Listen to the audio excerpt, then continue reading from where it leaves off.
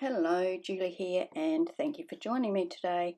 Today I'm creating a scrapbooking layout for the Cyber Crop over at Mystical Scrapbooks. There are 3 mood boards to choose from, so the choice is yours. This is the mood board I'm using. I just love these colour combinations. I'm going to use this Colourblast paper. It's from the Love and Grace paper range, and it's called Lucinda, and I'm going to use some other papers from their range as well, but I'll get to them later. I'm also going to use one of their stencils, and this one's called Honey Hive A4 Stencil Love and Grace. To make my paste to go through my stencil, I'm going to colour some of this modelling paste with some pink. So this is where I'm going to bring in the pink from the mood board. I'm going to start off by using some Kaisercolour Dusty Pink, but I thought that was too pale, so I ended up adding some Harvest Wine acrylic paint to the paste as well, so that gave me that deeper colour that I was looking for.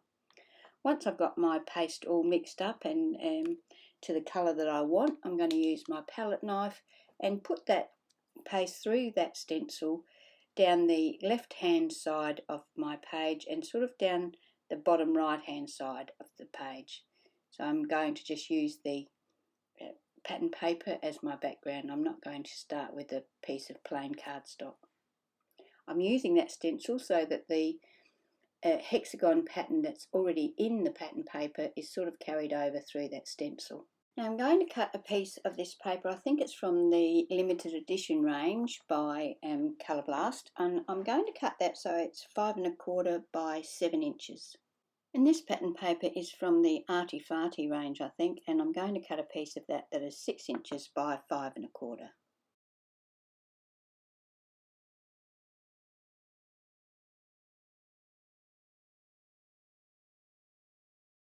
I'm going to cut a piece from that same pattern paper, the bright colourful one from the Arty range. I'm going to cut a piece of that 3 inches by 4 inches, and I'm going to make a tag from that. From the piece of blue paper that I've got left, I'm going to cut 2 strips of that 1 1/4 inches wide. One will be 4 1/2 inches long and one will be 3 1/2 inches long when I'm finished with them, but at this point I don't cut them to length. I'll wait until I see how long I need them. Time now to play around a bit with my placement. It was while I was playing around here that I decided to change one of those strips for a different pattern paper. So I just cut another piece of pattern paper that was 1 1/4 inches wide.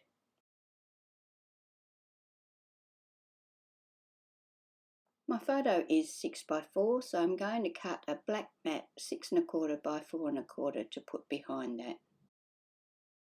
I've used a emery board to file around the edge of my photo, and now I'm going to attach my photo to my photo mat using double-sided tape. I file around the edge of my photo quite often when I'm matting my photos because it just gives it that little fine white border and helps it stand out from the background or from the mat. Now I'm going to cut a fishtail into one end of each of those strips. I'm going to come in about 1/2 inch, and I like to use my ruler to do this so that I make sure I get in the middle of the strip, otherwise I could end up anywhere. So I'm going to cut those fishtails, and then I'm going to cut the tag ends on that rainbow piece of paper that I'm going to use as a tag that's on the left hand side of the paper layers. To do that, I have a old card, credit card type thing or loyalty card, that I have cut an assortment of sizes of tab edges into, and I'll just use that to cut both sides so that I get them nice and even. Time now to use my black ink cube and ink the edges of all of my papers. If you've watched any of my videos previously, you will know that I'm an inking fan. I basically ink everything. I just think that it helps to make each layer stand out from the layers below it, and just gives that definition to all of the effort that you put into creating a layout. I'm going to use my crocodile to add an eyelet to my tag.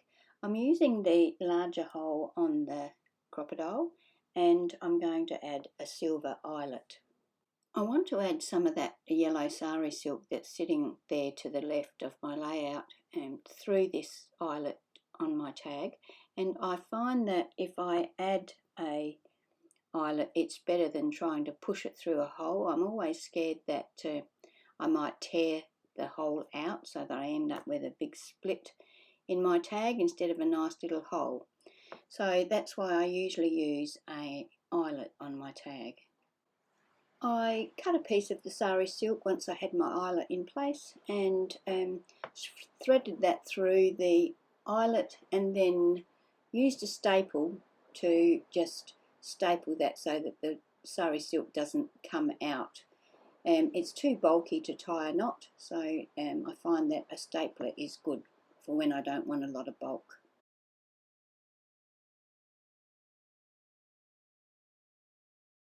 Now I have all of the elements ready for my layout, I'm going to start attaching them to the page. So some of these pieces will be attached with double-sided tape, and some I will use my art glitter glue. Depends on where they lay and the size of them. So the first thing, I start from the bottom of the layout and work my way up. So I'm going to start with the tag, and when I put my tape on the tag, I also make sure that I put enough tape over that eyelet so that my sari silk just gets another little form of attachment, so less likely to come undone. So that's what I'm going to do now. I'm going to attach all of my layers to my page. I'm not sure if you can hear it in the background, but we're having a big storm here at the moment, so if you can hear some background noise, it's probably rain or thunder, or of course you won't hear lightning, but we're having plenty of that as well. So I apologise for that if you can hear it.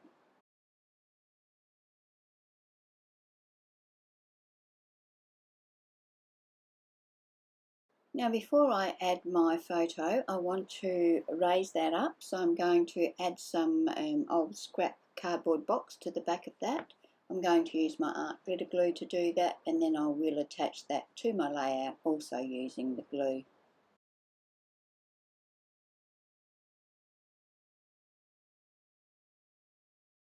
I'll just remove the branding strip now. I thought my layout needed a bit of grounding, so I keep some watered down black acrylic paint in this fine line pen, I suppose you'd call it. It's not really a pen, it's just a fine line holder. And so I'm now going to draw a double scribbly line around the outside of my page, and then a scribbly line around the edges of each of my pattern papers and my fishtail pieces, and also my tag. This just helps to bring everything together, so the black frame around the photo, the black frame around the page, and then the black frame around each of those pattern papers.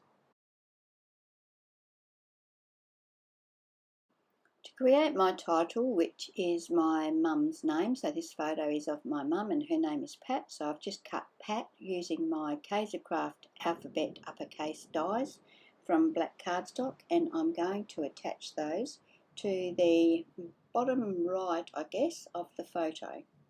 I do have a bit of a play around with the placement of the title, but I do decide to stick with down in the bottom right of the underneath the photo. Before I attached my title, I decided to add some chipboard to my layout. So I'm going to use some of this blue acrylic paint. It's called Sparkling Sapphire, and it's a pearl paint, so it's got a nice little bit of a sheen to it.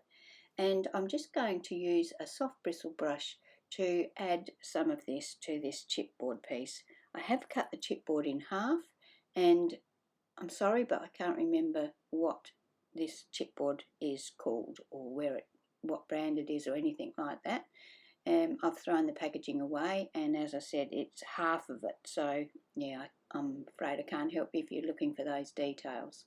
So while I'm waiting for my chipboard to dry, I'm going to use my T-ruler, my reverse tweezers and my liquid glue to attach my title.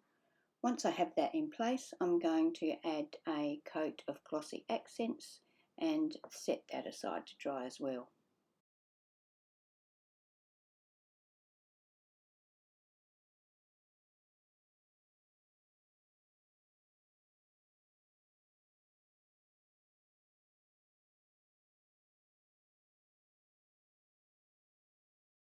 It's the next day now and everything is nice and dry, so I'm going to attach my piece of chipboard. I'm going to use my liquid glue for that, and I'm going to attach it to the bottom left hand corner of my layout. So that's my layout for today. I hope you've enjoyed watching my video. The layout, as I said, is for the Cyber Crop over at Mystical Scrapbooks this month, November, so I will put a link to that in the description box below. I'll also put a link to the products I've used, and I'll also put a link to some more of my scrapbooking layout videos if you're interested in having a look at those. So once again, thank you for joining me, and I hope you can join me when I post my next video. Bye.